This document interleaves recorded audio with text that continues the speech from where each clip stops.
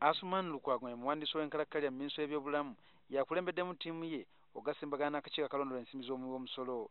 Akakiiko kagadde bano bannyonnyole ku byava mu alipoota y'omubalizi wa gavumenti ya 2014 eraga nti ensimbi obuwumbi 7 n'omusobyo zaabulankanyizibwa. Kizuuliddwa nti mu kugula ebyuma by'amalwaliro bano bamala geekolera. One of the key things with this project was to reduce maternal mortality. The query is here. You procured equipment, yes, and there was no theatre, no doctor. Ebyuma ebimu ebiri mu malwaliro tebikozesebwanga kubanga teri bakugu basobola kubikozesa so nga walla baagulira ddala bifu. The incubator machine, which was bought on the advice of this technical, high-technical, they bought high-level powered technical incubator machine and put it in Iganga Hospital. To date, nobody uses it.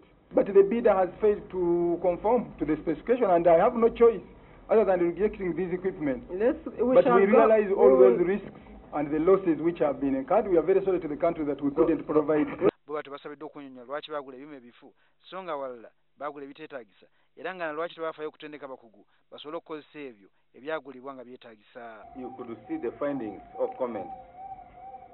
User training not adequately done, user training required, user training required. I totally agree with you.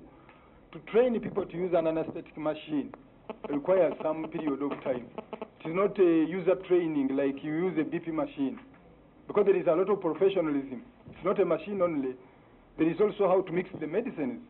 Akuli akakiiko kano Alice Alaso nga yembaka omukyala akiikira ekitundu ky'Esserere agamba nti omuwandiisi w'enkalakkalira wa permanent secretary yavunaanyizibwa ku nsobi zino.